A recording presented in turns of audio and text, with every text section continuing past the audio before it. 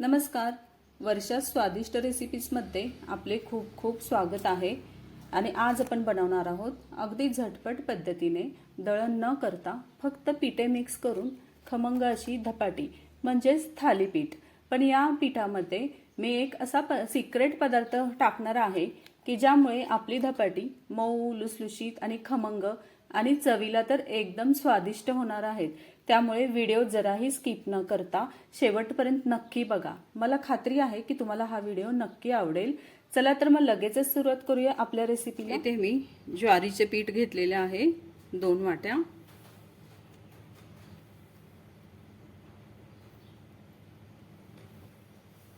आणि गव्हाचे पीठ घेतलेले आहे 1 वाटी. त्याचबरोबर येथे मी अर्धी वाटी बेसनचे पीठ घेतलेले आहे. तर ही तिन्ही पीठं आपल्याला छान मिक्स करून घ्यायची आहेत.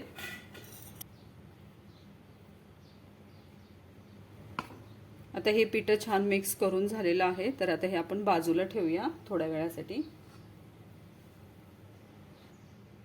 आणि हे बघा, येथे मी हे लसूण, हिरवी मिरची, ओवा आणि जिरे याची ही मी पेस्ट केलेली आहे अशी पाणी घालून. तर ही आता आपण या परातीमध्ये ओतूया.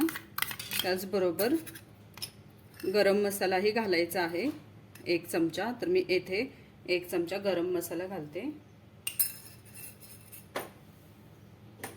त्यानंतर 2 चमचे हळद घालायची आहे.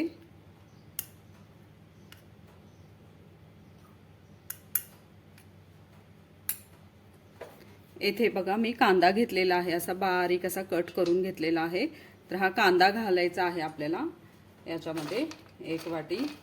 त्यानंतर ही बारीक कट केलेली कोथिंबीर तीही घालायची आहे आपल्याला यामध्येच.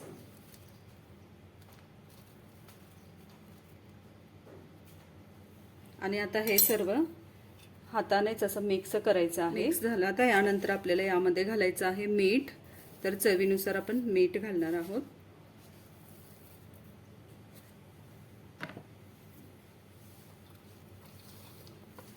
मीठ घालून छान मिक्स करूया. हे बघा, हे मिश्रण आता छान मिक्स झालेलं आहे. आणि आता आपण तो सिक्रेट पदार्थ घालणार आहोत की ज्यामुळे आपली धपाटी ही मऊ, लुसलुशीत आणि खमंगही होणार आहेत. तर तो पदार्थ आहे, येथे बघा, हा मी शिजवलेला भात घेतलेला आहे 1 वाटी. तर यामुळेच आपली ही धपाटी छान खमंग आणि मऊ लुसलुशीत होणार आहेत. तर हा जो भात आहे तो आपल्याला असा बारीक त्याची पेस्ट करून घ्यायची आहे. तर येथे बघा, मी त्या भाताची अशी पेस्ट करून घेतलेली आहे मिक्सरला. तर आता ही पेस्टही आपण यामध्ये ओतणार आहोत.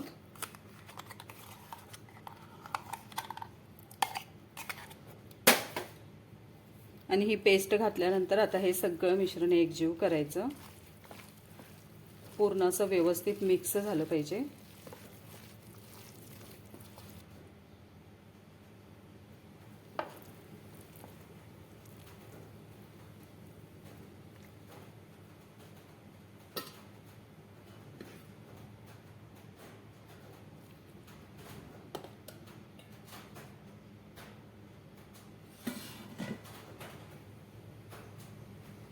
तर येथे बघा, पीठ आता मी मिक्स केलेलं आहे हे.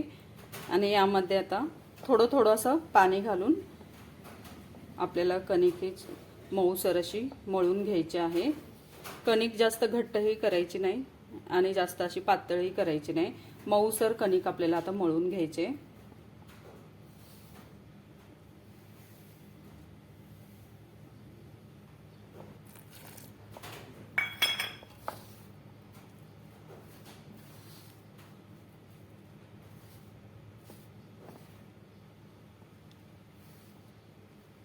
छान मऊसर अशी कणिक आता मळून झालेली आहे. तर ह्याला आपण आता थोडंसं तेल लावायचं आहे.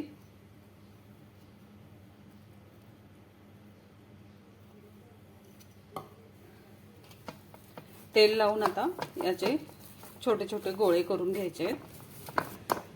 आणि बघू शकता तुम्ही, छान मऊ अशी ही कणिक आता मळून तयार आहे. तर याचे आता आपण छोटे छोटे गोळे करूया.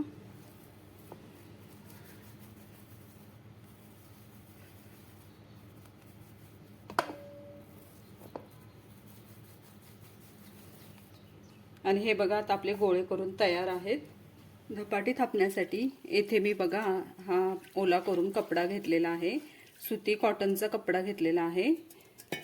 सुतीच कपडा आपल्याला घ्यायचा आहे कॉटनचा, नाहीतर तो तव्याला चिटकू शकतो जर आपण दुसरा टेरिकॉट वगैरे असं घेतलं तर हा कपडा मी या पोळीपाटावर असा अंतरते आणि त्यावर थोडंसं पाणी शिंपडायचे. त्यानंतर आपल्याला एक गोळा घ्यायचा आहे. बघा मी हा गोळा घेतलेला आहे आणि इथे तीळ पण घेतलेले आहेत धपाटीला लावण्यासाठी. तर हा जो गोळा आहे तो मी या तिळामध्ये असा पूर्ण असा बुडवून त्याला छान असं तीळ लावते. त्यानंतर या पोळीपाटावर हे ठेवायचं आहे असं आणि असंच हाताने असं सगळीकडून असं पसरवायचं आहे ते बोटाच्या साहाय्याने. आणि मध्ये मध्ये जरा पाणी घ्यायचं, पाण्याचा हात घ्यायचा आणि मग पसरवायचं.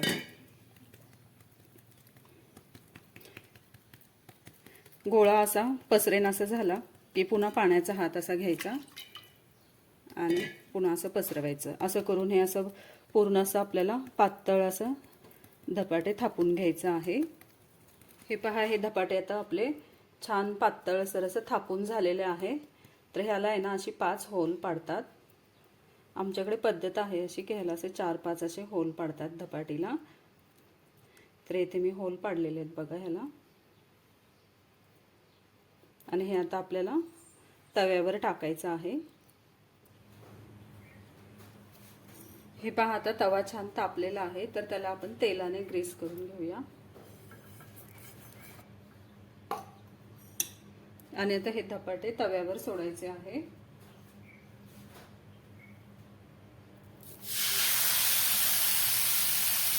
आणि यावर थोडंसं असं पाणी शिंपडायचं, म्हणजे हे कपडा जो आहे तो आपला पटकन असा निघतो.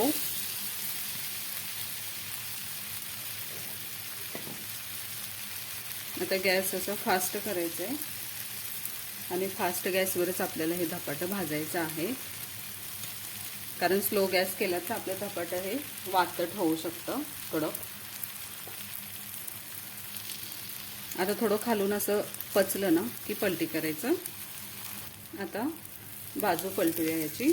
बघा खालून असं दिसतंय, वरतून आपल्याला खालून असं थोडं भाजत आलेलं. आधी बाजूने कडा मोकळ्या करायच्या.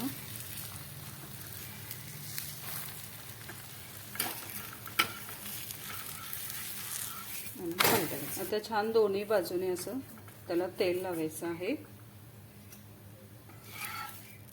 आणि तेल लावून छान असं भाजून घ्यायचं आहे त्याला.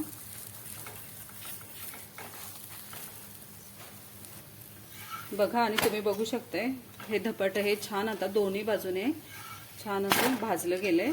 तर हे आता आपण काढून घेऊया आणि अशाच पद्धतीने आपल्याला सर्व धपाटी करून घ्यायची आहे. तर बघा, आपली गरमागरम आणि मऊ लुसलुशीत अशी धपाटी तयार आहेत. तर ही धपाटी तुम्ही दही, उसळ, लोणी, चटणी याच्याबरोबर खाऊ शकता. खूपच छान आणि टेस्टी लागतात. तर कशी वाटली तुम्हाला माझी आजची रेसिपी आवडली असेल तर रेसिपीला जरूर लाईक करा, शेअर करा आणि चॅनलवर जर नवीन असाल तर चॅनलला नक्की सबस्क्राईब करा. चला तर मग पुन्हा भेटूया अशाच एका मस्त रेसिपीसोबत. धन्यवाद.